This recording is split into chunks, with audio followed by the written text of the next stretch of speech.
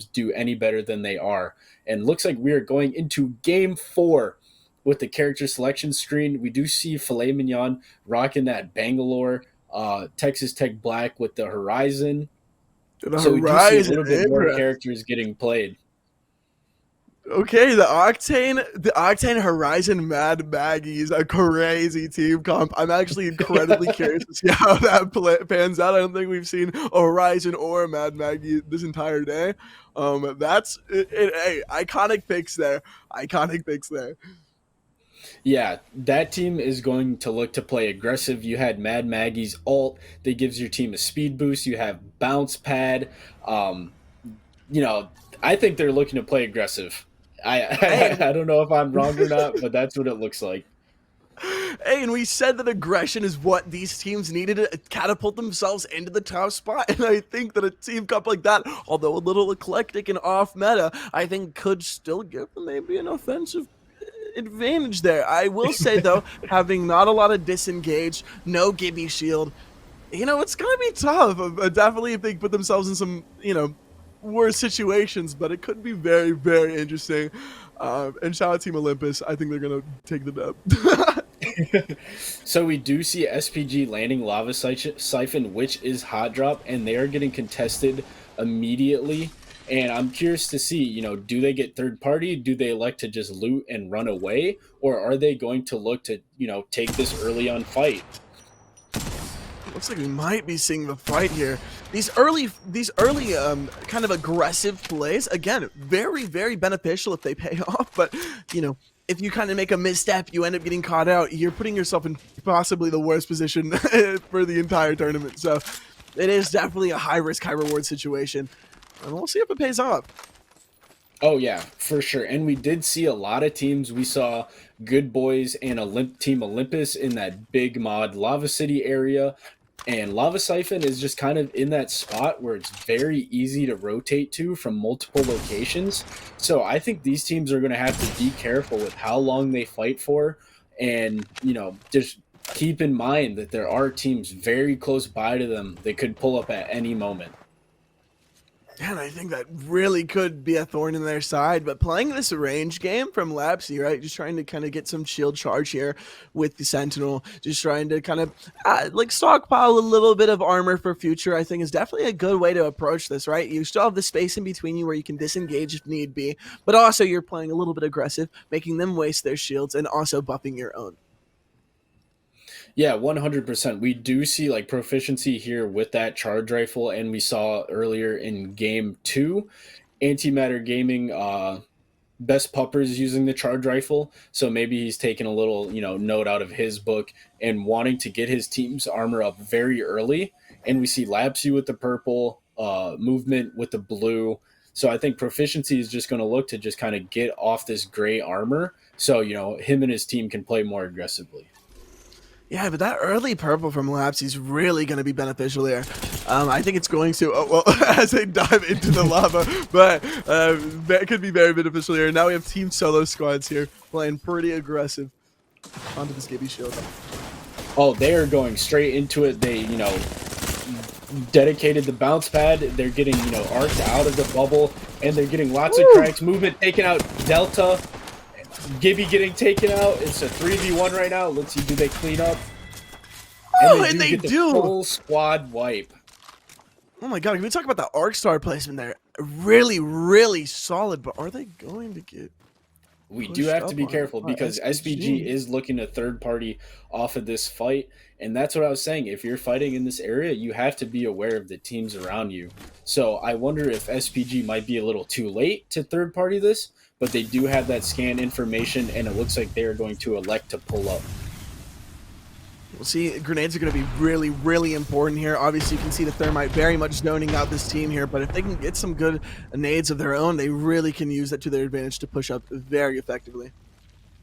And it looks like solo squads did back up, but SPG still needs to be careful because all of this commotion, all of this gunfight is going to draw teams to them. And they are in an insane choke right now, knowing solo squads is on one side and multiple teams could come from the other side. So I think they're going to elect to not stay there too long and back up to, a better position. Yeah, that's exactly what we're seeing here. Kind of moving around. They notice some other teams around them. It'll be interesting to see if they engage and how hard they do. Because obviously they get some poke, beef up those shields, but I think it really depends if they're going to full send this or not, and whether or not that choice is going to be a wise one or an unwise one. Yeah, like as we saw, a team pulled up instantly, and I think if they would have stayed back down there in that chokehold, they could have been in a really bad position. But they did make the smart decision to back up, play it a little bit safer, and now they get to control this team from rotating into the circle. And that charge rifle really handily allowing proficiency to be able to upgrade to that blue shield here. Going to be huge in these team fights if they really need them. And it looks like this team is getting a free Valk ult out. They understood that there is more than one team kind of surrounding them, and they were going to get held out of zone if they decided to push up. So they did definitely make the right decision and to use that Valk ult and rotate to a better spot. Yeah, this also gives SPG a little bit more breathing room, right? They've been surrounded for pretty much this entire game. Now, knowing that another team is gone, they kind of have a little bit more wiggle room to be able to loot a little bit safer, be able to kind of play their options out, have a little bit more rotation points. I think this is honestly pretty good for SPG. I think poking and making sure that they disengage went really well for them now, and now they've got quite a bit of a map advantage. Yeah, I mean, backing out and having this map advantage is going to be super important in the long game because we did see they are only in fifth. They're tied for fifth place right now. So if they have a big game, they could easily jump up pretty far in the leaderboard and easily get top three. So I think they're definitely looking to play a little bit safer. And we see Catgirl Cafe on the opposite end of where SPG was. And they do see a team in this tunnel and they're going to elect to fight them. But Zuni does get absolutely beamed for about 120 damage. Skybreaker taking 150. This is not a good start for Catgirl Cafe. Yeah, not at all. It seems like they're definitely taking a lot, like too much damage, honestly, in this early engage. And it's going to be very interesting to see how they play this out because Antimatter hard pushing, and they know that they have this kind of advantage here, especially if the zone closing in on them. They're really going to be able to gatekeep this. Yeah, that initiating damage that Antimatter had, kind of forced Catgirl Cafe to back up. It stopped them from, taking any fight and forced them to use their, their meds, their shields, their ammo, all for nothing. And now they're going to be late rotating into zone, which, could affect them in the long run. No, it really could, but it looks like we're coming to a pretty big point of interest here. With this Loba ult, I think Black Market could be very, very beneficial if they set it up correctly, get a bunch of gear on it. We've talked about Loba ulti multiple times this stream, just because it does have so much effect on your ammo count towards late game, because that's very, very important. Also, shield batteries, med kits, so many important things that are just kind of at your fingertips when you use this ability. And we do see in the kill feed Good Boys taking out Catgirl Cafe for, I think, the third time in a row, getting them. And now they're just looting their box, reaping the benefits. And I honestly don't think this fight, they wouldn't have encountered each other if they didn't take so much damage from Antimatter Gaming. And like I said before, that initiating damage forced Catgirl Cafe to back up and unfortunately run into the number one team right now in the lobby. Yeah, and you can see Good Boys really playing in zone here. It could be very beneficial for them, though, because obviously they're trying to give themselves a little bit of distance. But if they get caught off trying to re-enter zone, they could be at a huge disadvantage. But I think for the time being, it looks like they're playing pretty safe. We do see SPG here taking advantage of having the high ground during this gunfight, throwing nades at them, trying to back this team up. But Lapsy does get kind of beamed, so he's going to have to back up, pop a couple shield cells, and their team's going to have to slow it down before they can push up on the engaging team. Yeah, but SPG, such good positioning here. And really, really, again, we talked about it earlier, about a really good game sense from them. They definitely know when to disengage, and they know how to put themselves in position to disengage, which I think is very, very important. We'll see if they do that, because it looks like they're hard committing here, but it will be interesting to see how this little fight pans out, especially because we might have Good Boys coming in from that same zone. Yeah, And we do see the team in fifth place, SPG, going up against Antimatter Gaming, who I believe is in third place. So a fight between these two is really important in the overall leaderboards. And I think whichever team comes out on top, this is going to help them immensely in terms of total placement points. Yeah, and with 11 squads left, oh my god. And is this Good Boys pushing up on Antimatter from the back? Oh, they are playing as aggressive as possible. They are in a terrible spot, and it looks like Carroll plays misclicks his Ashe ult, taking a lot of damage, and is down to 20 HP and is taken out by illegal movement. And they're going to insta-res with the gold bag, and Lapsy is taking this Ashe portal onto the reviving team. But then there's another team in Storm. Yeah, what? This is too much chaos. I think this might be Good Boys that we saw earlier, kind of cleaning this up. SPG really full spending that they wanted to get those kills. But man, they might have paid for it. Antimatter putting in some work, and Team Solo Squads actually ends up coming into third party this. And that is exactly what we were talking about before the game started. These teams are going to look to play aggressive. Like, Solo Squads just took out the 5th place and the 3rd place team right there. They got a whole bunch of KP from it. They got a whole bunch of loot, but now they're deep in the circle, and they're going to have to rotate out as quickly as possible before the storm starts hitting them pretty hard. Yeah, and honestly, shout out Solo Squads.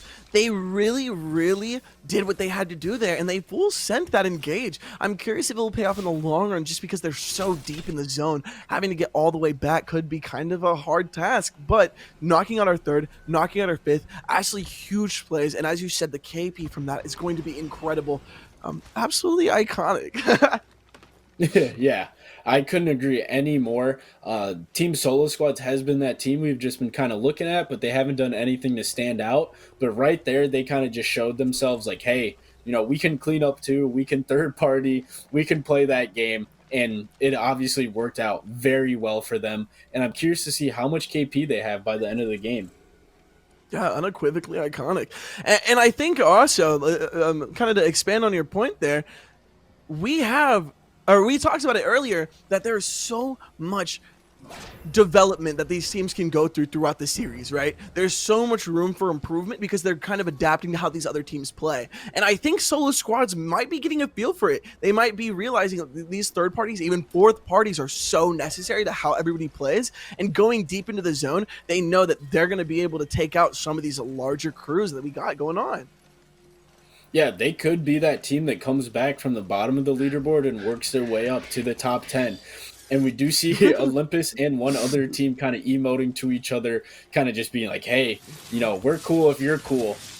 And let's see if that works out for them in the long run. And let's see if they're going to have to end up killing each other for first and second. We don't know what could happen. But, it's all fun and games right now. This is why Olympus is the people's champion. Like absolute goobs right now. But hey, I like what I've seen. I like what I'm seeing, and they're pointing out the ultimate accelerant here. Hopefully, we'll see a Gibby pop that. Make sure that they got a lot of room to play with that Gibraltar ultimate. We do see Texas Tech Red, so they were that team that was, emoting along with Olympus, and they do have a very good spot in this building. They have the crafting material, the crafting station right outside from them, and it looks like they're pretty kitted on ammo. But the armor situation, yep, they're crafting it just as I would think. And Good Boys sitting on the door of one team. Let's see, do they double kick this down? Oh my god, and Pubsky showing up with the devotion again. The turbocharged Devo opening the door, and I think they're just going to full send it. Hey, we've seen them do it before, and oh my god, Pubsky's devotion gameplay is absolutely incredible. We'll see if they can really push into this building and put in some work here, and it looks like they're doing just that with the melee down. So my man is out here playing Halo Infinite with the backstab. For people curious, Pubsky does coach. So, they'll need some lessons on how to get this cracked. Feel free to. Pubsky with his turbocharged Devo. They are fighting Texas Tech Red, who is another team to be reckoned with, and they are in that top 3 position. Let's see how they pull this off. I'm curious to see which team comes out on top in this fight. And we also do see the circle coming in pretty hard, and round 3 circle does hit. Oh my god, Pupsky's still going absolutely insane here as we see the armor get cracked. Oh my god, Pupsky can with he the get the 162 spray? Oh my, incredible. I think it's a 2v1 right now. He's getting Bloodhound on this last. Will the Thirst end up screwing them over? Oh, and it looks like they might be third squadded by Team Solo Squad again. Team Solo Squad's figured out what they had to do this game. They get the kill on Elia Wolf. Pupsky still holding onto that roof, not letting, you know, Solo Squad's push in, but it is just too much to handle. And Solo Squad's with the squad wipe onto Good Boys, cleaning up yet again for the second time this game already. And did Tech Red also get out there? Because if so, Solo Squads effectively has screwed over first, second, third, and fourth place, I think, in this tournament so far. Wow, Solo Squad's definitely looking like a team to be reckoned with. That was just, you know, insane. I want to say it was a little greasy, but it was big brain. You know, hey, you know, whatever you have to do to win, and they are obviously pulling that out of their back pocket. They said, we're tired of being at, like, you know, we want to be on top. And they effectively wiped out the top 4 teams in, you know, this entire series. And I don't think they're planning on stopping. There's still 7 teams alive, and I think they're just going to keep waiting for any fight that they can third, fourth party and just clean up on. Hey, you say it's greasy, but honestly, these teams know the risk of fighting for too long, right? These teams are really good. We've got Master players, we've got Predator players. They know that fighting for too long is going to lead you to a third party, and that's exactly what we're seeing, right? If you're engaging for that long, especially in that one small building with not a lot of exit points, you're gonna get third partied eventually, and that's exactly what we saw go down. Yeah, we have Forstock in here saying the janitor's coming through. Yep. You got to do what you got to do to win, and he is not wrong. I mean, they are doing everything they have to do to, you know, win these fights. If they know that the good teams are fighting, they're going to pull up and grief their game. And if they can get kills along with it, hey, why not? And it's obviously working out in their favor. You know, maybe that could be their nickname. They're the janitors. They're cleaning up this lobby. They're sweeping up the mess, the trashy plays. Like, we love it. Wow, Team Solo Squad's really coming in as the janitors, and on the complete other end of the spectrum, I guess, we got Flame and Yon here, who's kind of playing a really kind of campy right here, making sure that they got a really solid position here in the zone, and it honestly might pay off. I mean, Flame and Yon's one of our top 10 teams, but they haven't been really showing up too much. Maybe this is a game where they get some pretty high placements and can really kind of change that momentum around for themselves. Yeah, it looks like they're definitely taking advantage of the building and holding it down early. And they know that other teams are going to have to rotate into them. And we see Little Bully getting a knock with this bow. And they're going to elect to try and full kill and get this KP. But did he not? I don't think he saw him down there knocked. So he's, you know, he's working his way up. And they don't want to lose that high ground or, you know, the control of the building that they're in. And I don't blame them. I mean, it's such a solid spot, especially for this last zone, especially because it's in the final zone. It'll be interesting to see if we have kind of multiple teams stacked on top of each other. Some on the roof, some down below, and some inside of this main kind of cabin. It could lead to a really, really interesting final fight. And it looks like Valk might be coming to contest the Loba there.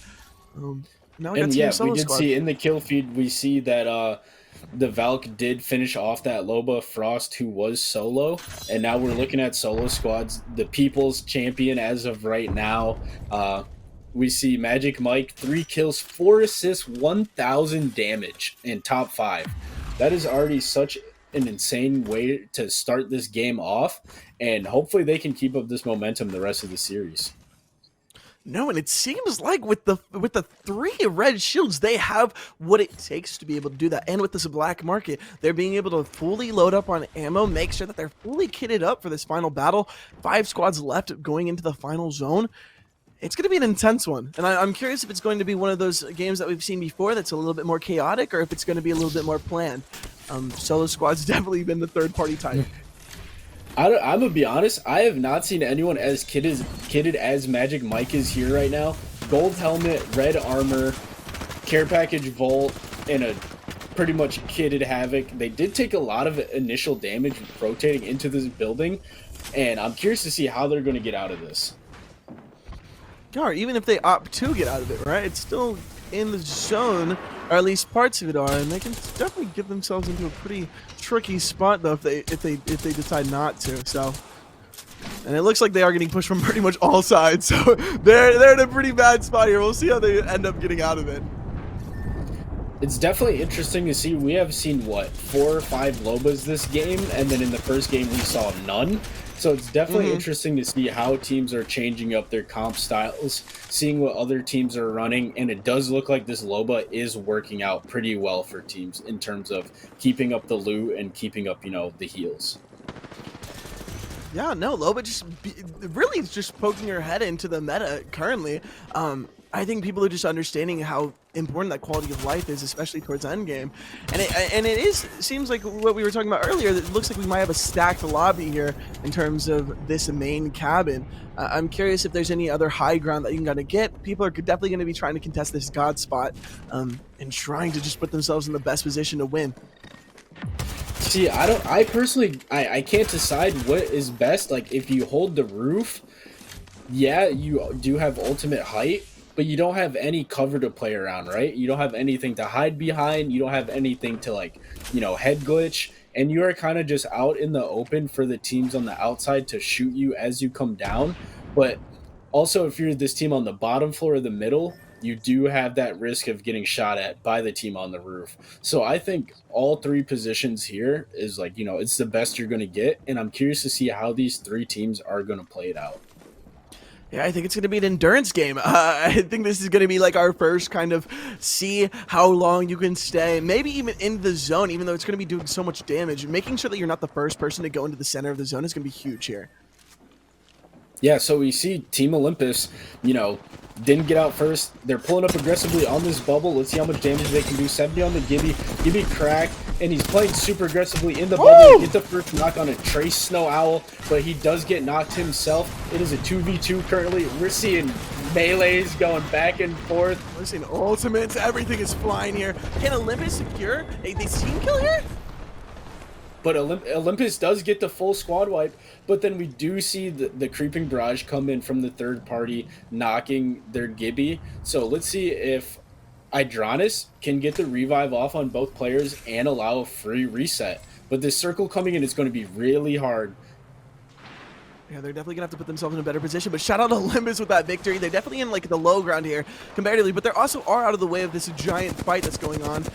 Maybe they'll be able to pick up some kills from the outside and shove themselves into first place here.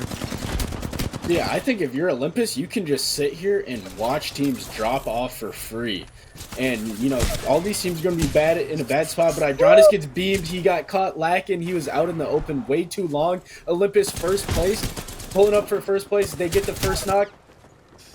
2v1. Looks like it's going to be a huge storm, and it looks like Team Solo Squads is our champion for this match. Look at that. Olympus, not Olympus, excuse me, Team Solo Squads, we had been seeing them, play dirty, doing whatever they need to do to win, and it obviously worked out for them. And I just want to say a big shout out to Team Solo Squads. You took out first place team, second place team, third place team, fourth place team. Like, they're just going for heads. And they secured the dub on top of it. So big shout out to them. Big shout out to Team Olympus for the second place. That was a close one. And like I said, we're not seeing our usual first, second place teams at the top right now. That bottom, the top 3, that last game were people that have been getting out early at the start of the series. So, big shout out to all of them. Yeah, I'm curious to see how this leaderboard is going to shift and like whenever we pull it up, because I think there might be a few jumps, and I'm curious to see if there are going to be massive shifts here with all of those top teams getting out really early. Shout out the janitors though over at Team Solo. They were doing they were putting some work there, and I think that playstyle really worked for them, and I'm curious to see if that's going to go into the next games, right? They were able to stock up on so many shields, on so much gear, and just help them propel into first place there. And also shout out the boys over at Olympus, bro. Second place is definitely nothing to scoff at. And they were putting in some work. They got the squad wipe at the end, got a definitely a little bit of KP there, and definitely going to put them on the board here. Yeah, I couldn't agree any more with you. both of those teams, they really said, hey, we're tired of it. We're pulling up crazy. We're going to squad wipe you. We're going to third party you, and we're going to get first and second place that game. And there is still two more games for them to kind of prove themselves and keep working their way up the leaderboard. And it's not like they had 0 points at first. They're just kind of slowly creeping their way up and making sure that these teams on top, they can't do any better than they have been. And, it's their time to shine, and we do see team solo squads with 13 KP that game and a first place. That's going to give them 25 points that game, which is insane. We got Team Olympus second place with 4 KP, Filet Mignon third place with 5 KP, and Texas Tech Black in fourth place, and EUP Green in fifth place. So we definitely did see some different teams at the top this time, which, is exciting to see. I'm glad, not one team is going to dominate the entirety of the series. No, we're going to see absolutely incredible matches in 25. Again, nothing to scoff at. We said that we got a 30 bomb, and we said that anybody could really rise through these ranks if they play their cards right. It seems like Team Solo Squad is playing their cards right. We'll give you all the leaderboards and everything else after this. Oh, I guess we're going to be going straight into Team Solo stats here, and we'll go into it.